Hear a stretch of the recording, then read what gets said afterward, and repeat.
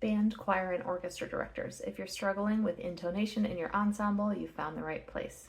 Welcome back. This is part 4 of our Intonation 101 series. I'm Jill at Sheet Music Plus, and if you've missed the first 3 parts of our series where we talked about tone quality, pitch flexibility, and using tuners, electronic tuners in your ensemble, make sure you go back and watch those 3, and then like this video and follow or subscribe so you don't miss the rest of the series. In today's video, I'm going to be talking about how to use drones with your students and training their ears to use those to tune. This is something that I don't typically introduce until the 3rd to 4th year of playing, depending on the group and the resources that I've had while training them.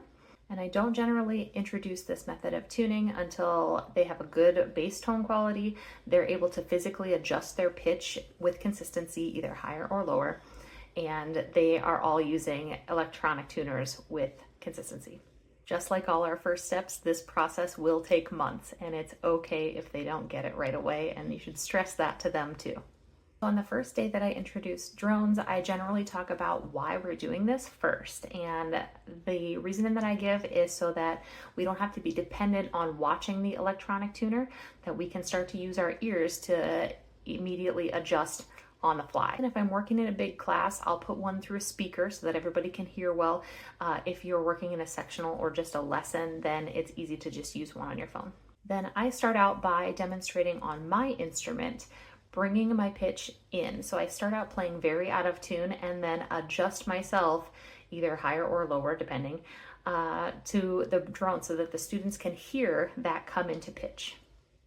Many times I'll start by playing either very sharp or very flat and asking the students to guess which way they think I should go. It becomes a fun guessing game for them. They will not all get it right, and that's okay. That's a good opportunity to talk about how, as your ear is developing, you may not know which way to adjust. The piece of advice that I always give my students is it's okay if you don't know if you're flat or sharp.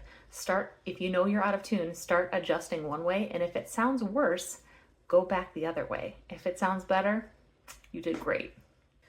After they've all been working with a drone, either in sectionals or in lessons, is a great time to do this, then you can talk to them about using their section mate who plays the same instrument as a drone and tuning to each other, because then they can start to make that connection between getting in pitch with this mechanical instrument and getting in pitch with their own section and matching pitch and tone.